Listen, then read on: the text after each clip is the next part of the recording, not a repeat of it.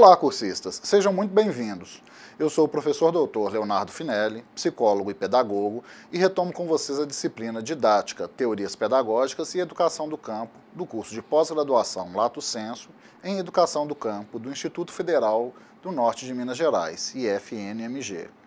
Conforme apresentei no nosso ambiente virtual de aprendizagem, essa disciplina contempla formação em didática, e por tal razão, seguimos com material previamente produzido para essa área, mas também deve contemplar a formação específica em educação do campo. Nesse sentido, eu complemento o material já existente das aulas e do caderno didático com outras fontes que contêm um foco na nossa pós. Hoje eu discutirei com vocês parte do material de educação na reforma agrária, que considera um pouco do movimento nacional de educação do campo. A ideia central aqui é pensar na educação como emancipadora dos povos rurais, reconsiderando seus saberes, práticas e cultura, e não como a educação como um mero favor prestado a um grupo excluído e que segue um modelo já citadino. Passemos então ao nosso curso. Nós estamos então na pós-graduação Lato Sensu de oferta própria de educação do campo, oferecido pelo SEAD, do Instituto Federal do Norte de Minas Gerais, que iniciou-se em 2018. Essa pós é coordenada pela professora Alessandra de Jesus Meira. Estamos na disciplina Didática, Teorias Pedagógicas e Educação do Campo, e eu sou o professor doutor Leonardo Augusto Couto Finelli. A pós ela é da área do conhecimento da educação, na modalidade de educação à distância, com especialização em educação do campo. A forma de oferta é a metodologia de educação à distância, com duração de 15 meses e uma carga horária total de 400 horas. Bom, no nossa pós, então, hoje a gente discute sobre a educação da reforma agrária. O texto é a gênese da educação no campo no Brasil.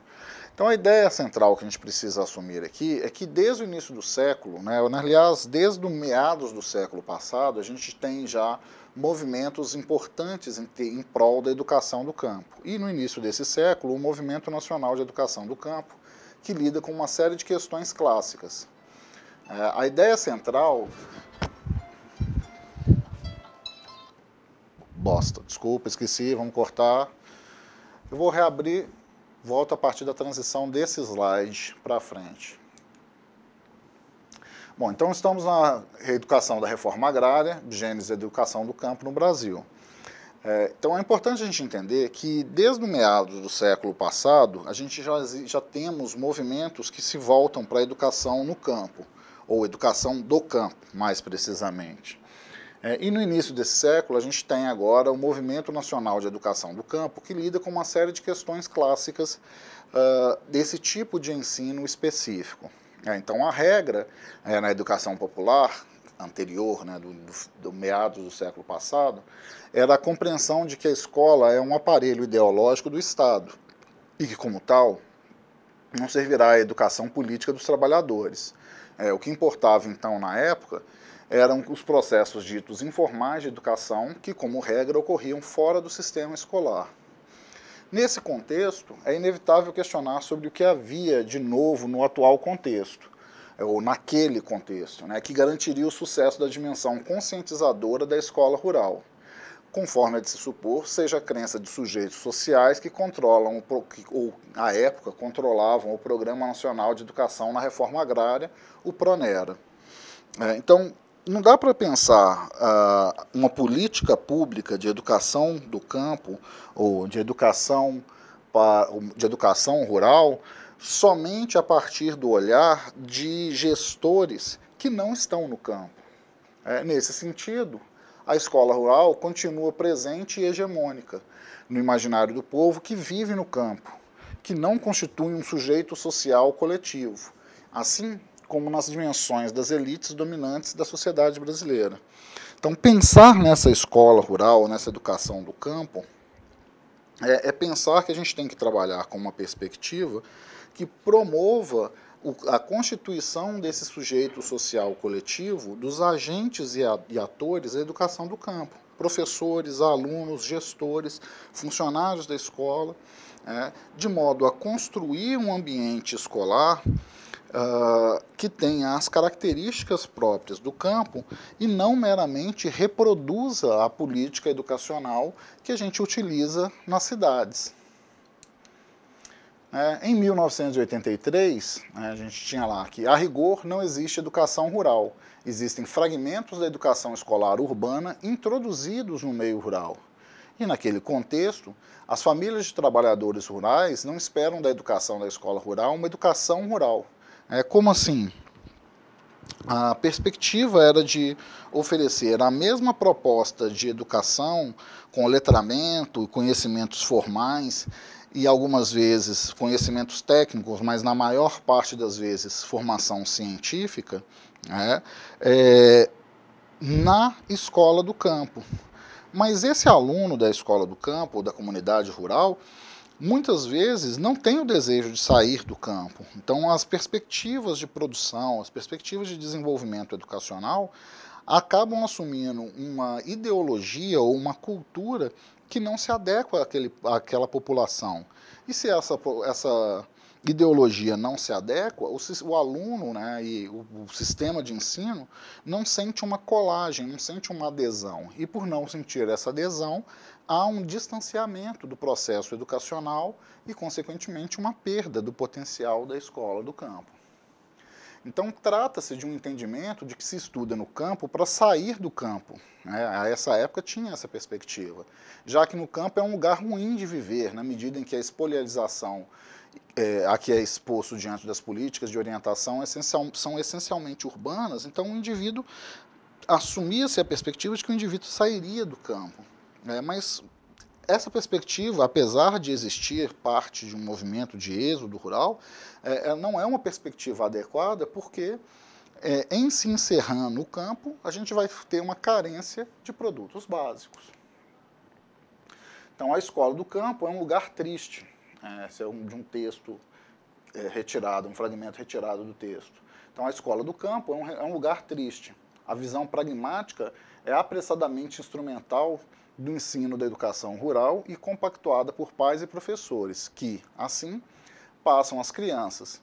A criança vive na escola o árido trabalho de reproduzir saber fora de qualquer situação em que isso venha a ser uma tarefa desejada e agradável, porque ele está reproduzindo uma lógica educacional da cidade, do meio urbano, e não uma lógica educacional adequada ao meio do campo. Então, a mudança atual, pensando na política do PRONER e no Movimento Nacional de Educação do Campo, começa a trabalhar com a mudança com um grande sujeito, com a construção de um grande sujeito social coletivo do campo, que se ocupa da educação escolar. Então, a gente tem aí, em termos desses sujeitos coletivos do campo, o Movimento do Sem Terra, a Confederação dos Trabalhadores e Trabalhadoras da Agricultura, o CONTAG, que são coletivos que se preocupam em reconhecer as características peculiares do campo para, assim, assumir uma perspectiva de uma educação que seja emancipadora para os indivíduos que vivem nessa região, que vivem nessa situação rural. Então, a prática desses sujeitos sociais que compõem o movimento pode ser percebida como um movimento organizado na perspectiva de construção de uma identidade da educação do campo, num processo de duas faces, a de cunho pedagógico e a de cunho político.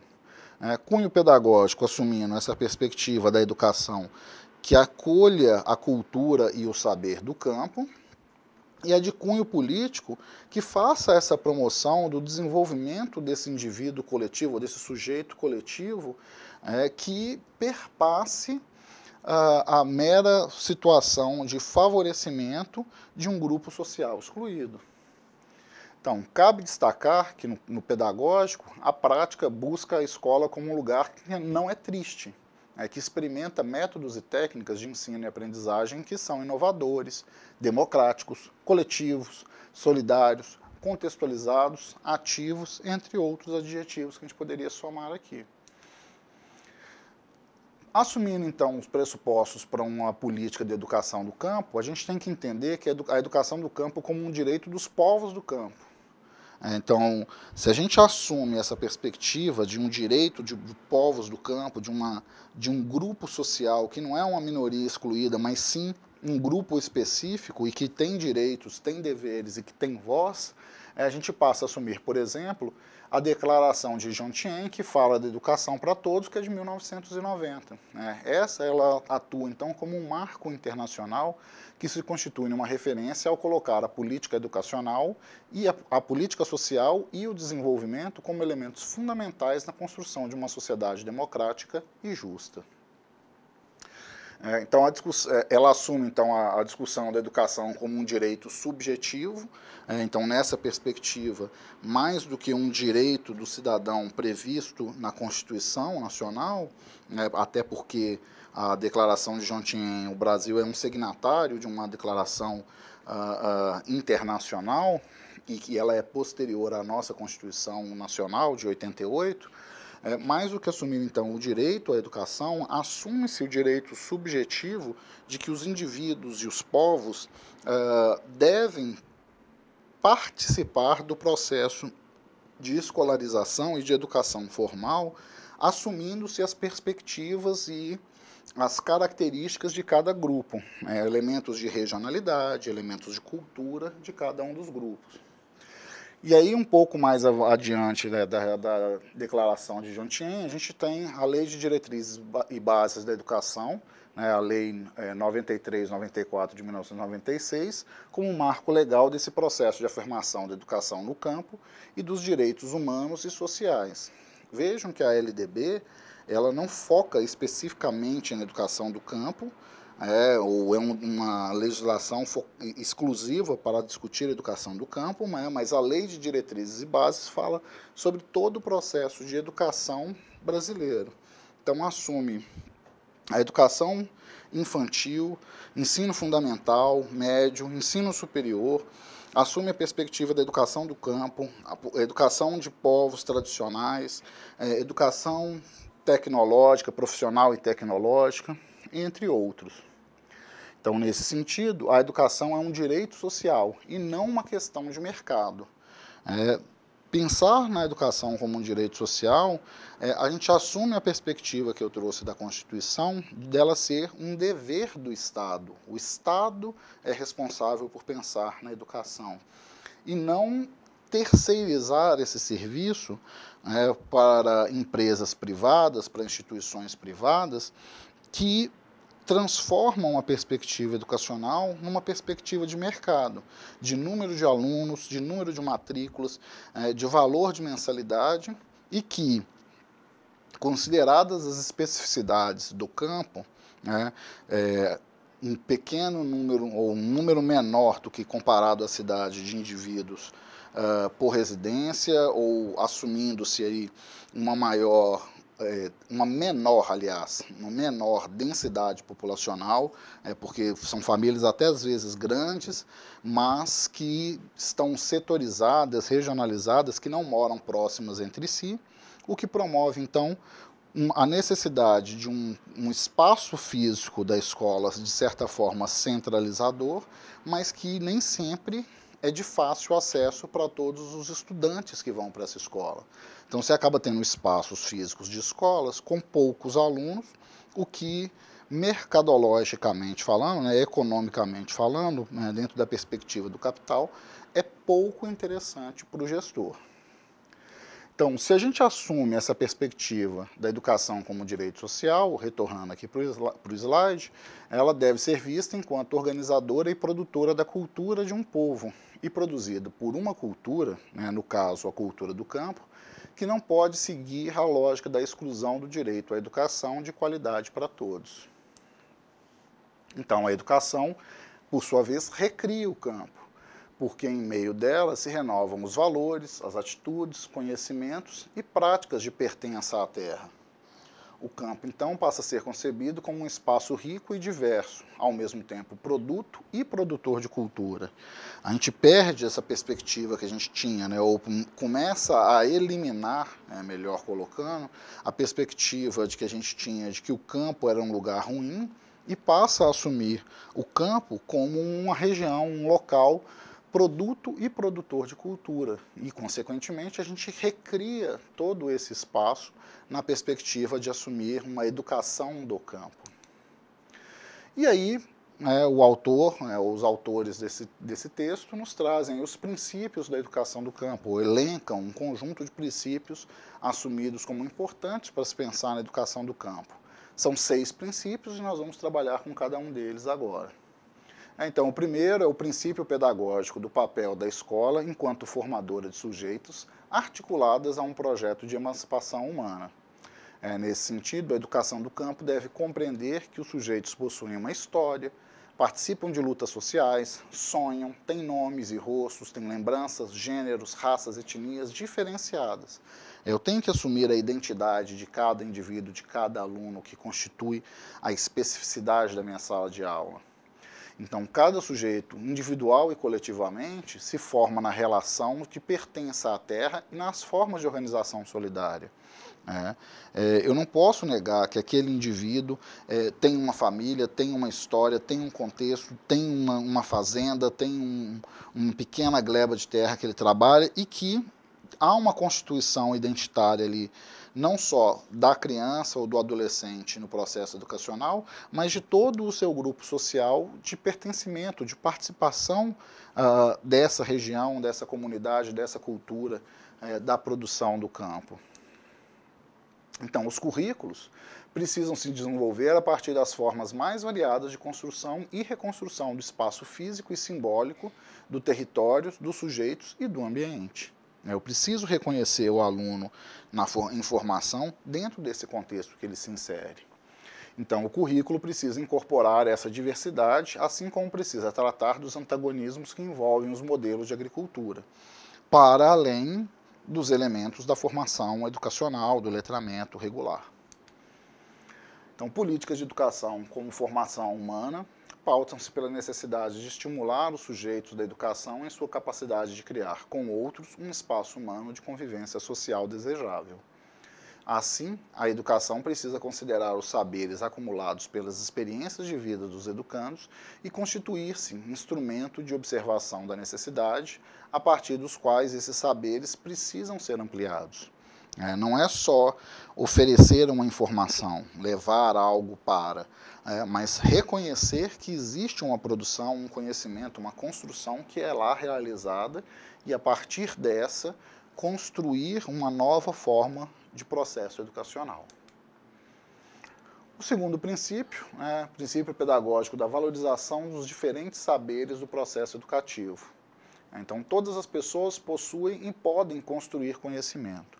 Esse é um princípio básico que muitas vezes é negligenciado quando a gente pensa em educação do campo.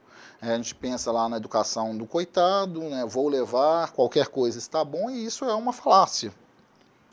Todos são capazes, indivíduos, inclusive indivíduos que vivem no campo, de construir saberes. Inclusive, eles detêm uma série de saberes que nós, indivíduos citadinos, nem sempre possuímos. Então, a escola precisa levar em conta os conhecimentos que os pais, os alunos, comunidades possuem e resgatá-los dentro da sala de aula num diálogo permanente com saberes produzidos nas diferentes áreas de conhecimento. Então, por exemplo, só ilustrando aqui a nossa condição do norte de Minas, nós temos, por exemplo, comunidades quilombolas na nossa região. E há pouco tempo atrás nós realizávamos uma pesquisa, uma grande pesquisa, por exemplo, de reconhecimento de plantas medicinais, a partir das experiências desse povo tradicional, daquela comunidade quilombola em que a pesquisa foi realizada, para resgatar a utilização de plantas, ou no caso das plantas medicinais, como princípios farmacológicos medicamentosos. A partir desse trabalho, a gente começa a repensar em todo um processo de valorização e de emancipação desses indivíduos que são reconhecidos como detentores de um saber, de um conjunto de conhecimentos que não eram antes compartilhados e que, para eles, por sempre terem vivido dentro dessa cultura, dentro dessa especificidade, dentro dessa realidade, nem sempre reconheciam isso como um elemento importante. Então, esses princípios, essa assunção do conhecimento, precisa garantir elementos que contribuam para uma melhor qualidade de vida. Esses conhecimentos das comunidades são instrumentos para intervenção e mudança de atitude dos vários segmentos desse processo de renovação da educação. Os que vivem no campo podem e têm condições de pensar numa educação que traga como referência as suas especificidades, para incluí-los na sociedade como sujeitos de transformação. O projeto educativo que se realiza na escola precisa ser do campo, e no campo, não somente para o campo. Então, esse último tópico, ele é importante no sentido de reconhecer que não é apenas levar a educação como nós a temos e a conhecemos para ser oferecida, mas reconhecer a educação do campo e no campo como detentora de uma cultura, de saberes, de práticas que são relevantes, que são importantes e que, por sua vez, emancipam esses indivíduos. Então, nesse sentido, a pesquisa, enquanto princípio metodológico, não se coloca apenas como ferramenta de construção do conhecimento, mas como uma postura diante da realidade. Então, ela acaba se tornando, a metodologia de pesquisa acaba se tornando uma metodologia de princípio educacional para ser utilizada no contexto de sala de aula. Então, a pesquisa deve envolver os sujeitos como sujeitos de saberes historicamente construídos, não necessariamente científicos, mas portadores de conteúdo socialmente útil e válido, construídos na interação entre os seres humanos e entre o ser humano e a natureza, na busca de soluções para os seus próprios problemas e desafios. Na hora que eu trago esse exemplo da pesquisa que foi realizada para reconhecimento de plantas medicinais utilizadas por uma comunidade, por uma população quilombola, a gente está fazendo esse reconhecimento desses sujeitos que detêm saberes historicamente construídos, que nesse sentido não eram científicos, não eram necessariamente científicos, porque eles não tinham uma grande estruturação em termos de proporções, quantidades, melhor forma de preparo, etc., apesar de terem essa experiência pela prática realizada, e assumimos que esse conhecimento ele é um conhecimento útil, válido e que promoveu a interação entre o grupo dos quilombolas com a população da cidade, com as universidades que começam a compartilhar esses conhecimentos e refinar esses conhecimentos no sentido da busca de soluções para os problemas da comunidade e de novos desafios para a nossa vida em sociedade. O terceiro é o princípio pedagógico dos espaços e tempos de formação dos sujeitos de aprendizagem. Então, a gente precisa entender muito claramente que a educação do campo ocorre tanto em espaços escolares quanto fora deles. Ah, mas isso acontece também na cidade? Ok, concordo, acontece também na cidade. Mas aí é a especificidade com saberes, métodos, tempos, espaços físicos que são diferenciados e que são próprios da realidade do campo. Realiza-se, então, na organização das comunidades e dos seus territórios, que se distanciam de uma lógica meramente produtivista da terra e do seu próprio trabalho. Então, é mais do que somente produzir, época de colheita, época de plantio, não dá para ir para a escola, mas há uma necessidade de se reconhecer esses ciclos da terra, esses ciclos do campo, como um elemento real e concreto e que precisam ser adequados em termos de um processo, por exemplo, de gestão escolar, porque não dá para simplesmente assumir a perspectiva de que nós precisamos de 200 dias letivos para a educação infantil e ensino médio e negligenciar o fato de que esses estudantes fazem parte de comunidades rurais, de comunidades do campo, que precisam se deslocar, que precisam participar, que precisam contribuir com suas famílias. Ou seja, não dá para simplesmente lançar falta e negligenciar o fato de que eles não podem estar em determinada época em função da sazonalidade da vida do campo. Então, são questões, essas são construídas a partir da produção, na família, na convivência social, na cultura, no lazer e nos movimentos sociais. Então, a organização dessas comunidades, os territórios, elas se distanciam de uma lógica produtivista, somente produtivista, assumindo essa necessidade de uma produção que se organiza em função desses ciclos. A escola, então, ela precisa estar onde os sujeitos estão. Estar onde os sujeitos estão no sentido de reconhecer o quarto princípio pedagógico que assume o lugar da escola vinculado à realidade dos sujeitos. o poder público, no cumprimento das suas responsabilidades com o atendimento escolar e à luz da diretriz legal do regime de colaboração entre União, Estados e Distrito Federal e os municípios, proporcionará educação infantil e ensino fundamental nas comunidades rurais, inclusive para aqueles que não concluíram na idade prevista, cabendo em especial aos estados garantir as condições necessárias para o acesso ao ensino médio e à educação profissional de nível técnico. Esse parágrafo que está entre aspas, ele figura na Constituição Federal. A gente está falando de um direito do cidadão e um dever do Estado de promover essa educação para os indivíduos e assumindo a perspectiva, inclusive, dos alunos que estão aí fora de ciclo, fora de prazo, fora de faixa etária, como um direito a ser reconhecido e emancipado, de modo a promover a melhoria da qualidade de vida desses indivíduos. Então, pensar na escola onde os sujeitos estão é reconhecer que eu preciso pensar numa escola do campo, no campo e voltada para o campo, e não meramente pensar na reprodução de um espaço de gestão escolar tipicamente urbano que foi relocado para um espaço rural. O quinto princípio assume o princípio pedagógico da educação como estratégia para o desenvolvimento sustentável. Então, esse assume o pensar a partir da ideia de que o local, o território, pode ser reinventado através das suas potencialidades. Então, uma das formas de trazer à tona essas potencialidades está na revitalização da importância do coletivo como um método de participação popular de gestão das políticas e das comunidades onde vivem.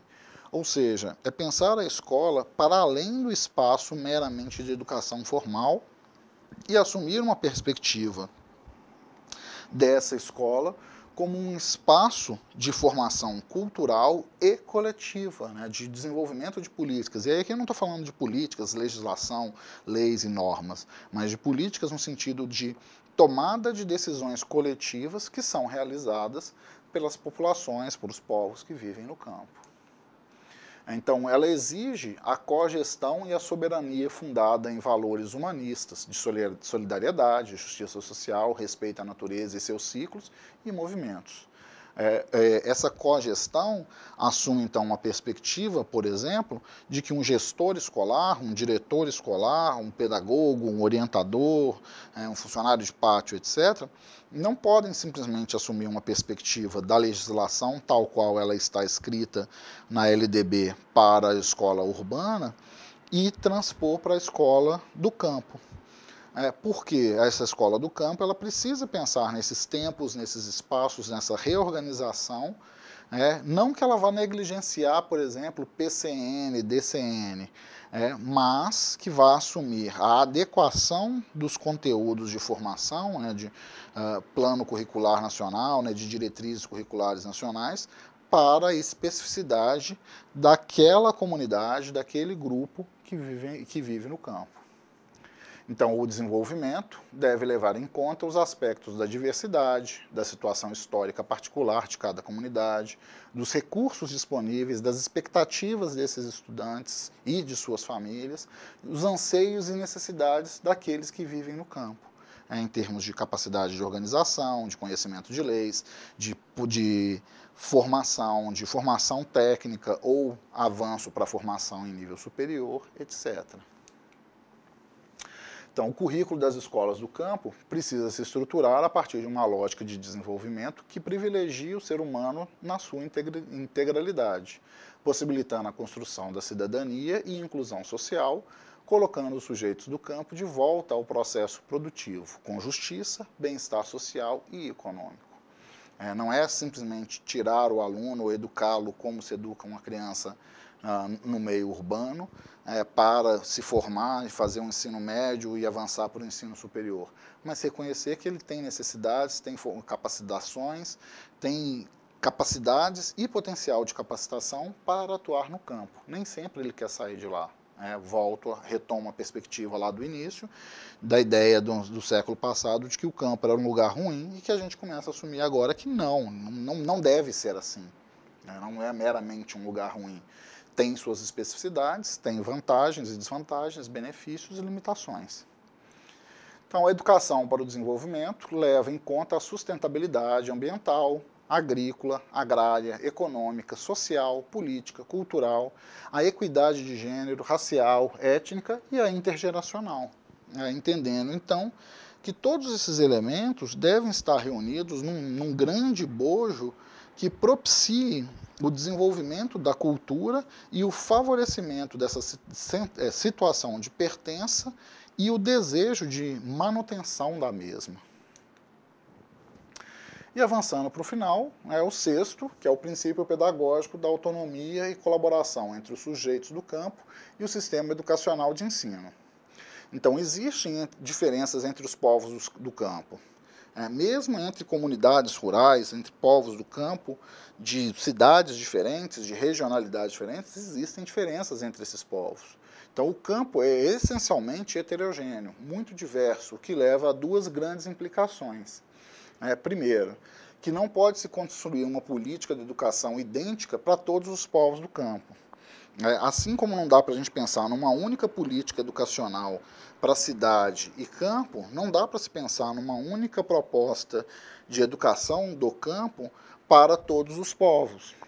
Uma comunidade quilombola é diferente de uma comunidade indígena, que é diferente de uma comunidade rural, que é diferente de uma comunidade de uma região de grande produção agropecuária, que é diferente de uma região que vive de cultura de subsistência, que é diferente de uma outra região que os povos trabalham em grandes latifúndios agrícolas, e assim vai. E segundo, essa política nacional de educação, ela deve ser articulada às políticas nacionais e as demandas e as especificidades de cada região, ou de cada espaço ou território que se diferencia dos demais. Nessa perspectiva, então, a gente tem uma inversão da relação entre o poder público e os sujeitos sociais. Não cabe nessa vertente que o poder executivo decida sobre os destinos da comunidade, como também não cabem atitudes corporativas de grupos organizados na definição das prioridades. Não é levar as soluções prontas para a comunidade, para o campo, mas construir ou co-construir com esses povos a sua questão identitária e os seus elementos de formação, de desenvolvimento da sua política educacional. Claro que não se precisa jogar fora o bebê junto com a água do banho. Então, gestores educacionais, políticas públicas educacionais, não precisam ser todas completamente negligenciadas. Então, elas devem ser apresentadas e reconhecidas de modo a se articular, se modificar, se ajustar a essas políticas já construídas para os espaços urbanos, aproveitando o que há de bom e que pode ser, o que se adequa, que pode ser aproveitado no campo, e promovendo os ajustes para aquilo que se modifica em outras situações. Então, isso exige uma política nacional de educação do campo com uma nova postura dos sujeitos, de forma que participem ativamente do processo, movidos pela preocupação com o locus, reconhecido como lugar, com um projeto nacional. Então, nessa perspectiva, assumir uma lógica política, como eu já vinha propondo, de polis, de uma construção coletiva, onde são reconhecidos os saberes e as lideranças da comunidade, do campo, e que essas conseguem ter um diálogo profícuo com as lideranças, por exemplo, de gestão educacional estadual ou municipal. Por enquanto é isso, pessoal. Eu estimo a todos sucesso nas leituras e participação nos fóruns. Para que vocês tenham um bom desempenho, não deixem o material acumular. Acompanhe o calendário e realize as atividades em dia. Paralelamente, aproveite as oportunidades de interação com seus pares, tanto no AVA quanto nos encontros presenciais. Por enquanto é só. Bons estudos e um forte abraço.